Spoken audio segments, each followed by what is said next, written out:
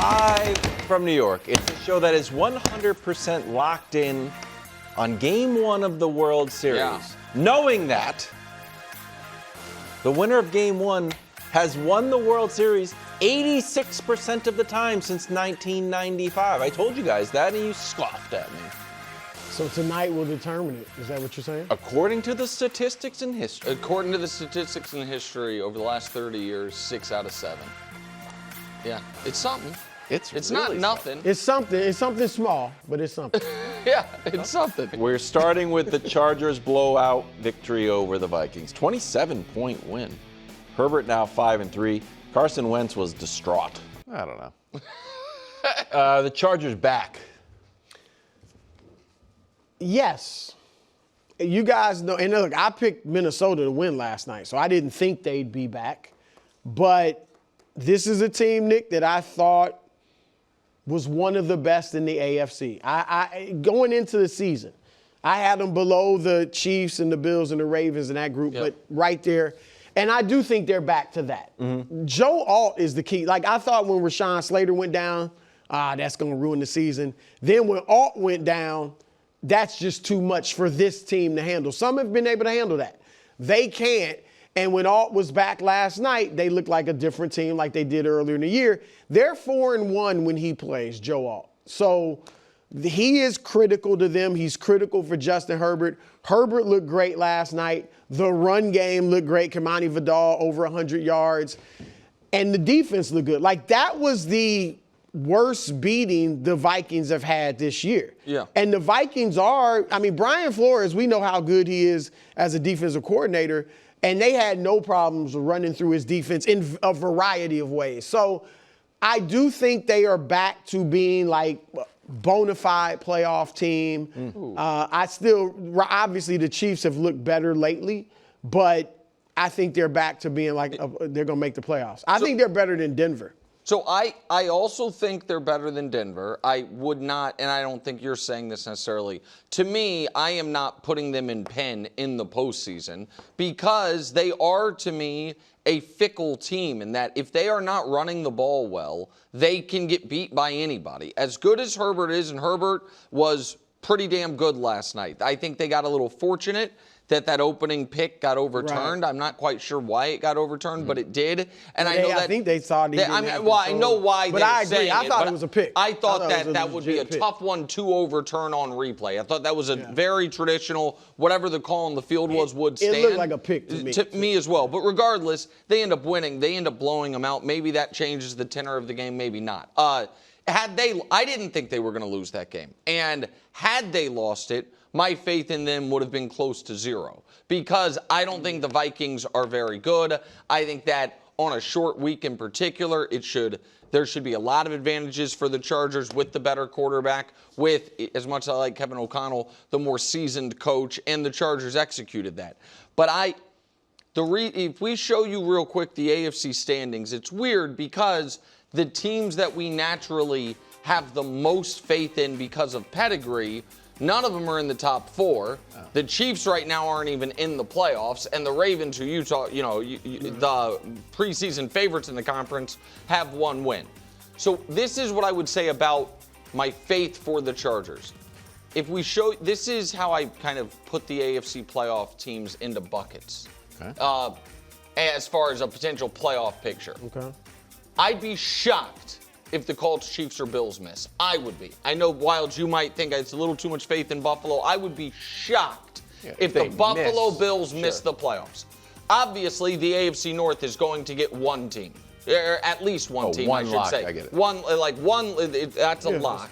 Yeah. And then there are 3 spots available for the Patriots, who I think are the best of that group, the Broncos, the Chargers, the Jaguars, who I think are right now the worst of that group. I think they might fall out of that. Right, and then maybe one more AFC North team. Like, just leave it open to the possibility that the Steelers don't fall off, and Brou's right that the Ravens, get red hot, or the Bengals with Flacco. So point is, it's 3 spots for 5-ish teams. I am not yet ready to say I'm fully, even though I think the Chargers are better than the Broncos, That doesn't necessarily mean, given the difference in schedules, given the difference in record already, that the Chargers are going to finish ahead of the Broncos. Does that track to you? What, KW? I didn't understand the graphic. It's okay. What do you mean? I just didn't understand. There's five. Oh, It was like a tier. I didn't It wasn't- understand the one lock, and then the AFC North had another. the AFC, I'm just saying there's 7 spots. Yep. Colts, Bills, Chiefs are, in my mind, definitely in, and we know the winner of the AFC North is going to get obviously in. in, yeah. And then there are 4 or 5 teams left for only 3 spots. So just some AFC North. Exactly Well, right. possibly. It could possibly be a wild card. Yeah, for so AFC. sorry if it was confusing. Gotcha. I didn't mean it to be confusing. My point is, I just think in order to feel like the Chargers are definitely in, you have to feel like the Jags are definitely going to fall off. Sure. And the AFC North is definitely only going to have 1 playoff team. Yeah, And I could in buy, that those, ca- I could right, buy that- both of those. Correct. In easily. that case, then the Chargers, the faith that there'll be a playoff team is restored. If you think that, because that's the only 7 teams that can make And it. that's because the Patriots have emerged as Yes. what looks like a playoff team. For sure. All right, we're gonna the Chargers play the Titans November 2nd, so got a little bit of rest. Gonna get us another win in Tennessee November 2nd. We're gonna turn our attention to the betting scandal in the NBA, where Chauncey Billups, Damon Jones, and Terry Rozier were arrested on separate but overlapping cases that allege that they were part of a scheme to rig sports bets and high-stakes poker games. This broke yesterday, and we felt like we wanted some of the dust to settle before we commented on it. More news has come out since then. Nick, your reaction to this story?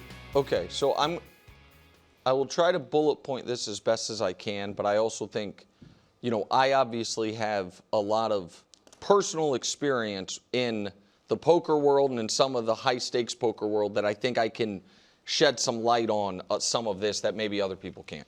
First, let me do it with Terry Rozier, who's the only person of the 3 not alleged to be involved in the poker piece of it. The Terry Rozier thing is very straightforward and very, very foolish. It is, he is alleged to tell his buddies, friends, family, whomever, I'm going to fake an injury, bet my unders. And that is, not only is that, unethical and bad if it's true, it's also one of the dumbest crimes imaginable, because anybody that knows anything about gambling, you are going to get caught for that immediately. There's not millions of dollars being bet on Terry Rozier props on a regular game. So they will immediately see irregular activity, and that's what happened there. The only news to me on the Rozier piece is the NBA investigated it and cleared him.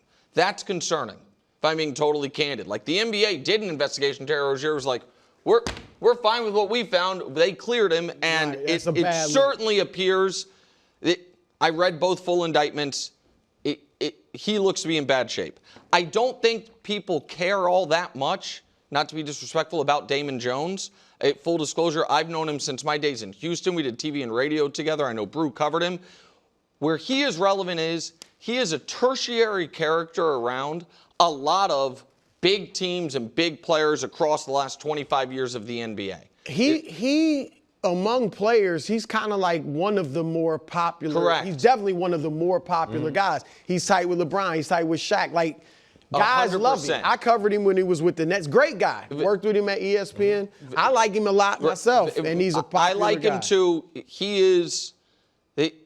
They allege they have texts from him about both of these scandals, and if the feds are right, he's in trouble. And then the Chauncey thing, where they are alleging 2 separate things on Chauncey. One is a March of 2023 Blazers game that they allege he let people know, knowing they would then bet against the Blazers, we're sitting everybody tonight. So the line, is right now is, I didn't look up what the line was, so I'm making this up. We're 7-point underdogs, but we're sitting everyone. It's going to go off that we're 15-point underdogs. Get your money in now. And people did that. They did sit everyone. It was non-public information. That is, for the NBA, for a coach doing that and then knowing his people bet it, in theory, if they were close in the game, you could do roster decisions during the game, is a cardinal sin. The poker piece is it's not complicated at all, but it is, and I just want to make sure the audience gets it. illegal poker games happen all the time, but they're illegal in that it's basically an unlicensed casino, but they're not cheating. You understand the difference? Like if I hosted a poker game and took a cut of the money, that's illegal, but everyone is in a fair fight. They are alleging that Chauncey, in connection with the Italian mob in New York and the New York areas, set up a poker game that traveled around the country in New York City, the Hamptons, Miami, Vegas, and LA, where they had card readers, rigged shufflers, marked cards, and invited wealthy people. See-through tables. Yeah, invited wealthy people who then couldn't win. Because they invited them based on, hey, you get to play with Chauncey. And they used Chauncey as the kind of gave the game credibility and, hey, you get to play with Chauncey Billups. They allege this started back in 2019 and went on for years. And now where I can give, I guess, real firsthand information is just this. The private Los Angeles and New York City poker scene has been rife for years with be careful of that, and I'm not talking about Chauncey specifically, but be careful of that game. I don't think it's on the level. Anyone that plays in these games knows or should know what they are alleging here, people have always been worried about in certain games. So it wouldn't be, it is. And they know which game. No, well, you wouldn't play in it if you know. But my point is, what they're alleging here, it's not like, oh my God, I never knew games like that existed. Everyone knows that those types of games exist, and it's why people sometimes take the effort to go to Las Vegas and play in a casino because it's regulated and safe. I didn't know that Matt Berkey, who is someone I've played cards with that I do know, said 2 years ago, hey, there's a game where they're cheating in LA that Chauncey Billups is in. But he said that on his podcast 2 years ago. I was unaware of that. But it is, so that's the details. And the last extra thing I would add would be this. I would be surprised if there aren't more retired names that would come out on this. I do not think Chauncey Billups and Gilbert are the only prominent retired NBA guys who were involved in this poker scene that could be in real trouble. One word comes to my mind with this whole thing, and I'm not in any way, shape, or form involved in gambling or anything like that. Greed. Because everybody involved in this, all the names and everything, don't need the money. And I'm not saying if you gamble, if you're rich and don't need the money, I'm not saying that makes you greedy. I'm saying when you are gambling in a way that's illegal and you know if you got caught, it could ruin your life, that's greed. And so I'm not just talking about the players or Chauncey. I'm talking about the sports leagues. When the professional sports leagues got in bed with gambling, they don't need the money. I get it, it's more money and everybody wants more. That is greedy. There's a reason that sports leagues shunned gambling for the majority of their up until a few years ago. Mm-hmm. They're now promoting it. They're in partnership with it. And the reason they did, Bill Bradley, who pushed legislation for this in the 90s, NBA Hall of Famer, was a senator. He said that he was pushing that legislation to safeguard the integrity of sports. And since gambling, the leagues have gotten in bed with professional gambling or sports betting, their integrity has now come into major question. There have been scandals in college baseball, college basketball, now obviously the NBA. In Major League Baseball, there have been some investigations and stuff. And I'm saying that because the leagues being in such cahoots with professional gambling and promoting it, marketing it, all that, during games everywhere, that has made gambling so mainstream and so commonplace, and so everybody does it, that there's no way that type of environment where everybody's doing it, it's not going to touch the players. There's no way it's not going to touch the players. Before, of course, this happened before gambling was legal like this and stuff. But you had to go into the shadows and seek Either it had out. to go to Vegas or know a bookie. Yeah, and now it is so in your face, and here's ways it can hit players. One, we've already heard players and coaches talk about people not only criticizing them at games, in arenas, but getting death threats. Even sometimes if their team won. Right. Because they didn't cover or prop bet or they didn't play a player enough or whatever it might be. So that makes it tougher on your players and your coaches. Mm-hmm. 2, your friends and associates. Your friends that you grew up with, they ain't making millions of dollars from the NBA or NFL or whatever it might be. So players could end up helping them out unknowingly. You my boy. Yo, so-and-so, they saying he out like a week, man, he ain't gonna play for a couple months, you know. And one, that could be unknowingly, and your guy goes, you know what, let me, or it could be knowingly. Man, let me help my man out. He been with me since I was 6 years old. Like, yo. Who's it gonna hurt? Victimless crime. Right. Like, That's so, what it feels like. Yeah. So there's that. Then there is gambling debt, because players can gamble on other sports. So what if I'm gambling on college sports and I get in such debt that now I'm like, man, I got to get a way out of this. And here's an easy way. So, look, just come, any little information you can give me inside, you got them. And the fourth is blackmail. If a player has secrets, he don't want nobody to know about, but the mafia or whoever knows, or even your boy, a friend of yours knows, they could blackmail you. I'm going to let this out if you don't play along. Because some of these players, I mentioned greed, but some of this might also be blackmail. Well, and because some of these guys might, you're like, why would so-and-so with millions of dollars do this?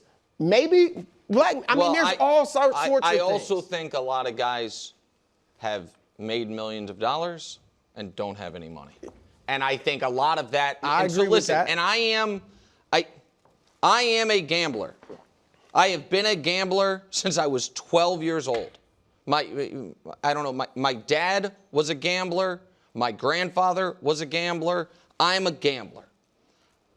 And so I feel a little differently about it than Brou on certain things. But I also am not ignorant to that there are real pitfalls associated with it. There's real danger associated with it.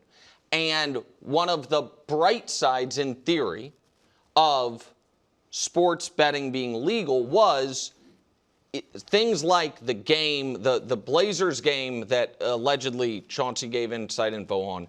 That would not have been found out without legalized sports gambling because there would have been no paper trail of bets. With legalized sports betting, there is a paper trail of bets, and in theory, it leads to, we can find the bad actors more easily. The flip side of that coin is, prior to legal, you couldn't, a Terry Rozier under rebounds marketplace didn't exist for the guy you bet with at the bar on Sundays. And so I think for the NBA specifically, I think, because they're not going to get out of bed with the gambling companies. I'm not going to, and I'm not trying to be a hypocrite there. I'm not even saying they should. I do wonder if they could talk to the gambling partners and say, hey, we want our player prop market to be one-way markets, meaning you can only bet overs. You can bet, will a player get more than 21.5 points or more than 8.5 rebounds, but you can't bet under.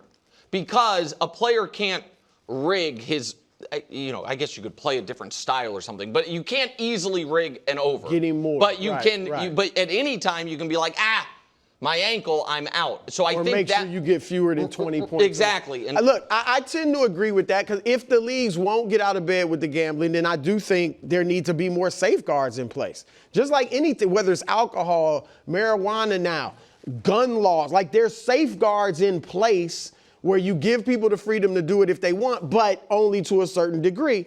And that's what they need to do with this. Okay. This is an ongoing story, obviously. If anything else huge comes out, we will cover it. We're going to move on to the World Series, Game 1, tonight.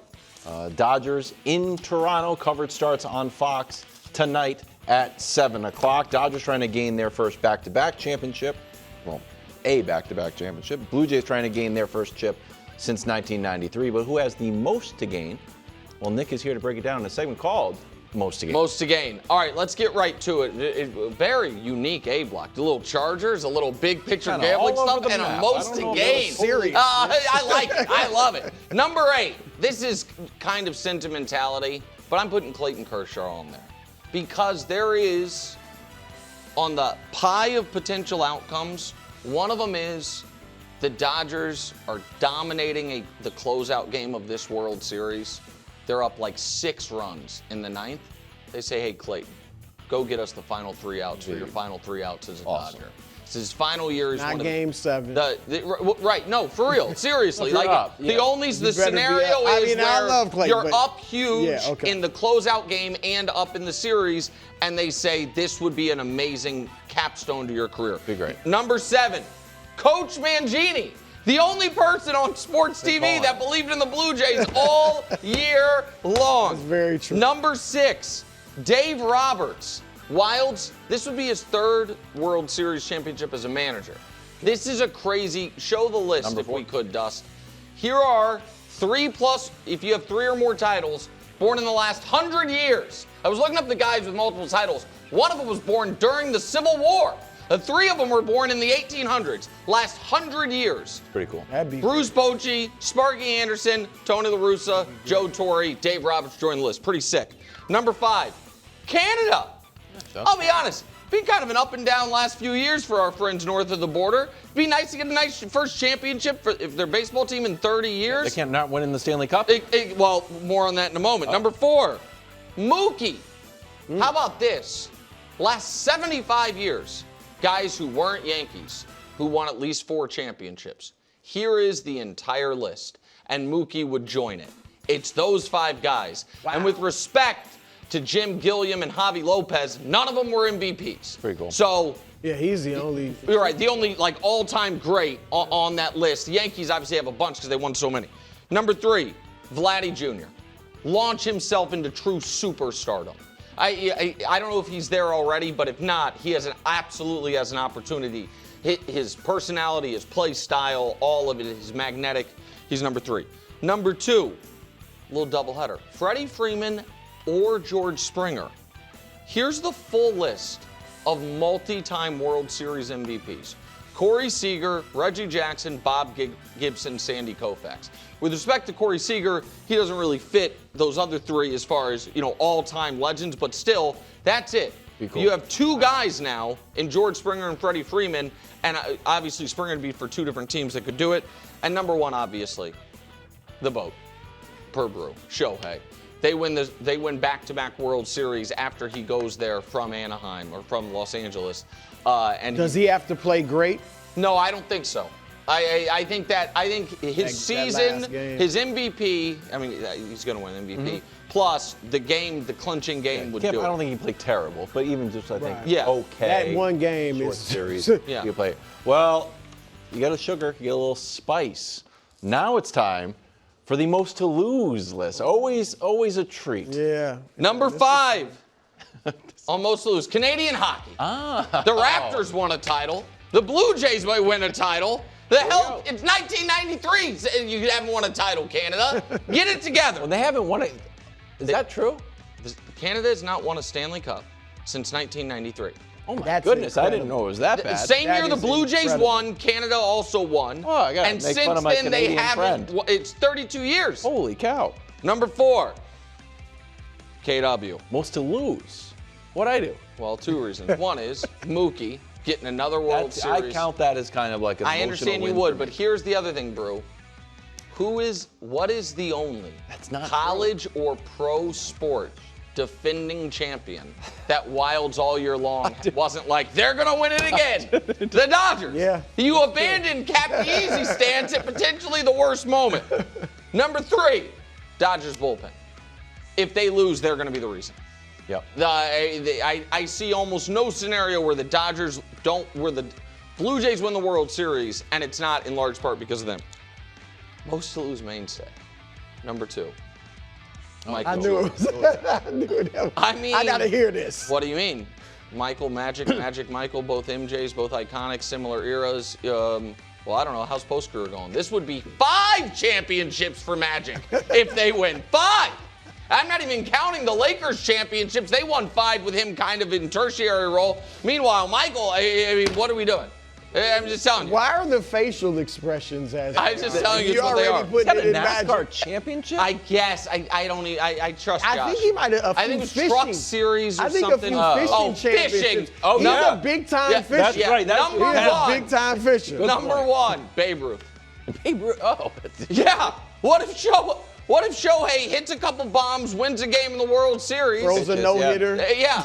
I mean, any of those Poor things. Babe Ruth. Yeah, poor Babe Ruth. That's the most to lose. Okay, that's pretty good. Yeah. Always excellent. Aaron Rodgers, an underdog at home against his old team Sunday night. He's been adamant that this is not a revenge game, telling Rob Demovsky of ESPN. They asked this week, is it a revenge game or whatever? What do I have to be avenging for? Sound like Brock Purdy, right? The Avengers, you know? I get it. Okay. Made me a ton of money. I grew up there, spent some of the best years of my life there. I've got nothing but love for the organization. He also said he was going to retire a Packer. Well, that one was obvious. Well, not according to everyone. Some people are like, Jets, hold it out. How could anyone? I was, anything some but people that? told me to put it in the script. So more likely Rodgers has a monster game or just a disaster? Monster game. I agree. Absolutely monster game. I honestly believe that there is no way that a disaster game is on the table. Really? And I know, hear me Just out. Micah Parsons bull, you don't buy that? No, with the way that he understands and Arthur Smith and what they've been doing offensively, getting the ball out of his hands, like you can't make a vast amount of mistakes, ton of mistakes getting the ball out of your hands. Now, in the games that he hasn't played well and they have lost, he did turn the ball over. The Green Bay Packers defense hasn't been great getting off the field.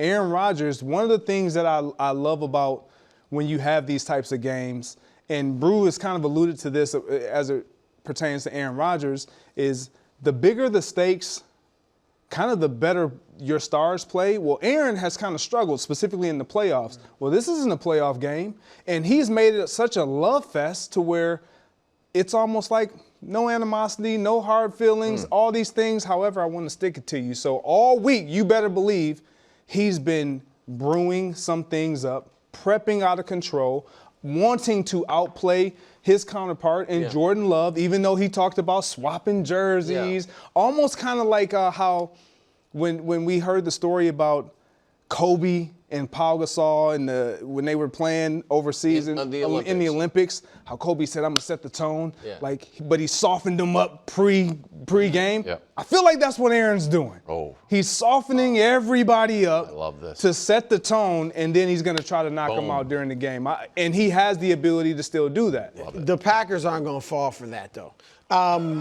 I'm just the players aren't. Look, I get it. Maybe it's not even in Green Bay, so the players definitely won't. But I don't see a disaster game. I'm with you on that. I see him having a so-so game. So you're saying nice. A touchdown or two. Well, a touchdown, maybe two, 200-some-ish yards, 200-ish yards. But the most likely, I would go with you on monster game. And look, he's not going to throw for 300. I mean, he just doesn't That's do not that what he anymore. does. Right. But I'm not predicting this. My prediction is so-so game and a loss. But I'm saying I do not, like Greg said, I definitely don't see a disaster. He's just not that. He's not going to go out there and throw 3 picks. He's not that type of player. But so I would say monster game is more likely than a disaster. So I want you to go, KW, because this is. Because you looked at my paper, you know I had good stuff. No. You know I got gold here. No. I got gold. Josh here. hooked you up. I hooked Josh up. Hold on a second. Yeah, I see him. You were talking. I did so not really, look. He was kind of gazing. You're a man of integrity. You snuck a peek or two. Yes, but not because I wanted to steal from him, because I wanted to set him up. And then he started doing this, Brou, while you were talking, covering his paper like I need his notes, and then it distracted me. But the reason I want you to go is on the Rodgers stuff the last couple of years, really post Green Bay, you and I have kind of been in lockstep. And then Brou has been more optimistic than others at times. Coach was very optimistic a couple years ago. Greg, it's kind of varied depending on the situation.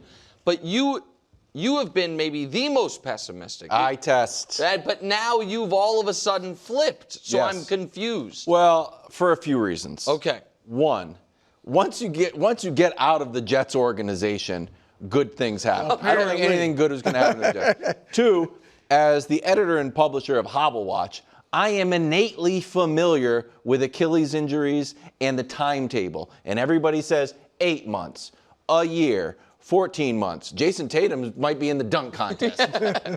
It's a 2-year injury. It's 2 years until you are back rolling. And I think he's looked better recently than he did at the beginning of the year.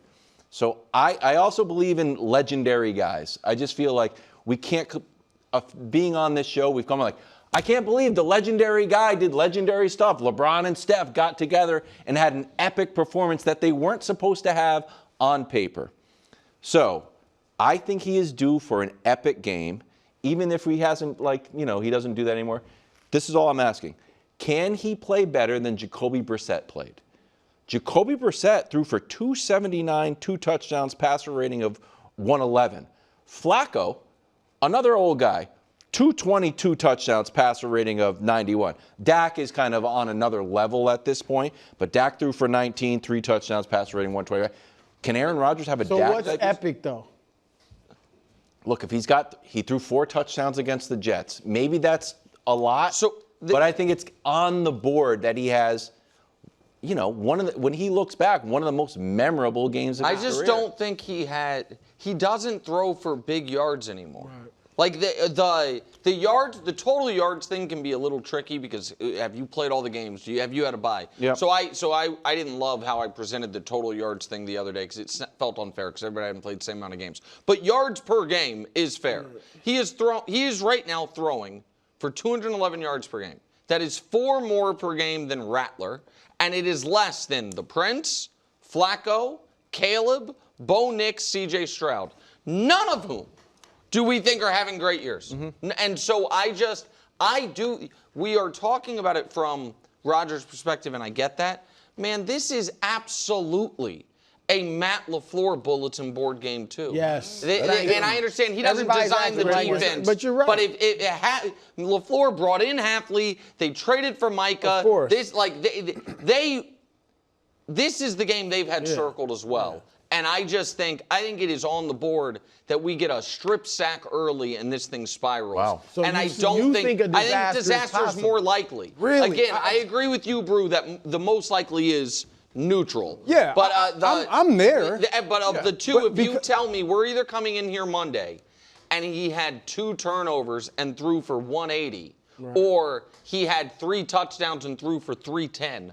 I am going to say the former is way more likely. But this offense hasn't been successful because he's been putting the ball in the air going downfield. Correct. It's been quick. Get the ball into my playmakers' hands, specifically DK Metcalf, and let him do the work. He's atop the league in yards after contact, yards after catch. So if you're saying that Aaron can't get the ball to DK, then yes, it's going to be disastrous.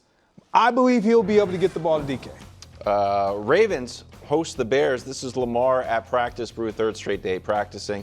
Also just beautiful. I kind of want to take out my watercolor That is a set nice and just look. paint that. That would be lovely. Recent article. So that's storyline number 1, obviously. Lamar's back. That's kind of the big storyline. The other's a little bubbling storyline here, Brou. Recent article, of course, that the Ravens took all their stuff out. Yeah. You loved it. The players, the leaders. The players. Not the hardball, ping pong's gone. The cornhole's gone. The video game. Space Video game, Invaders. even pinball. Brou, I don't think they had Space Invaders or Miss There's a Pac-Man. great arcade desk, whatever you call it. Yeah. Miss Pac-Man, Space Invaders. Oh, yeah. I have that in my You got that? Yeah, they probably got that there. And in what might just be a crazy coincidence, it was a Snickers ad of the Bears just having some fun and games. Yeah, it don't look like a regular Snickers. So, Brou, your reaction to Lamar coming back and is the season back on track with a win?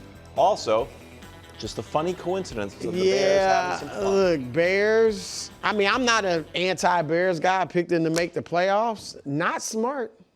Not smart. You want to poke I mean, I get it. Yeah. The Bears down. He's down. He's looking. Ravens is He's down. been beat down a little bit. But you gonna poke him? Really? As if they weren't a great team just several months ago? As if they don't have the best quarterback in the league, or one, not the best in the league, but one of the best in the league, coming back like Ravens, they think you are chumps. Yeah. They think you are chumps. They think you're done. So go out there and punish them boys. The all right? silly Bears think the Ravens are the team they've been every week for 7 weeks. But That's the Nick, silly- you those know silly that. Bears. Now here again. Here we go. Let's take out the Tennessee and Rams loss just because that wasn't the Ravens. No. They didn't have Lamar the Jackson. Houston and Rams. I mean, yeah. Houston. I keep mixing them up with the Titans. Yeah. Well, they used to be. Remember the Yeah. Houston Oilers? Tennessee Titans. That's Yeah. why. But take those games out because Lamar wasn't there. Doesn't count. Again, am I the only one The Bills. that says there's no shame? I get it. They're supposed to be on that level. Yeah, you think? But there's no shame in losing to the Chiefs, the Bills, and the Lions. That does make sense. And all of them were close except the Chiefs. There was enough shame that after one of those games, you came in the studio in a hospital bed. It wasn't shame. It was I got beat down. That's all. But look, if Lamar plays great and leads them to a win, will I have my faith restored in them? Yes. Let's say they win 38-35. Lamar's great, but the defense isn't good. I will still have faith that they can make the playoffs because their next 4 games. I knew this was coming. Right? Yeah. Miami, Minnesota, Cleveland, the Jets. 4-0. None of them can punish their defense through the air, right? 4-0. We can agree to that, right? Now, the other teams, though, Bengals, Steelers, Patriots, Packers, they could hurt them through the air. Yeah. So I will be like, okay, they can make the playoffs. It's going to be tough. But if their defense rolls, Then you'll and be Lamar, full then faith. I'm like, oh, they're Here's the definitely thing, getting right? Here's the thing. Leave that up for a moment. Okay, sorry, my bad. You see it too, I think. I believe I do. in. Put it up. Even if they lose, Brou is gonna, by the time we get here Monday, he's gonna be staring at a Dolphins game on Thursday, and then the Vikings with They J.J. cannot McCarthy, lose to the and then the Browns, and then the Jets, and be like, I know it's bad, but they're gonna be 5-6 Exactly. headed into the Bengals game. Is that not likely? I told you. I told you. I mean, even so, if they right? lose, You can be like, Lamar was rusty, understandably. Of course. And Are you gotta- already making He's already- excuses? No, I'm saying I think they're going to win. I But- expect them to win, but he's got a parachute They're- ready. We'll That's see. all. According That to division the is Athletics forgiving. playoff predictor, even with a loss, thank you. Thanks for watching. Subscribe here to get more from the show and to check out clips from other shows on FS1.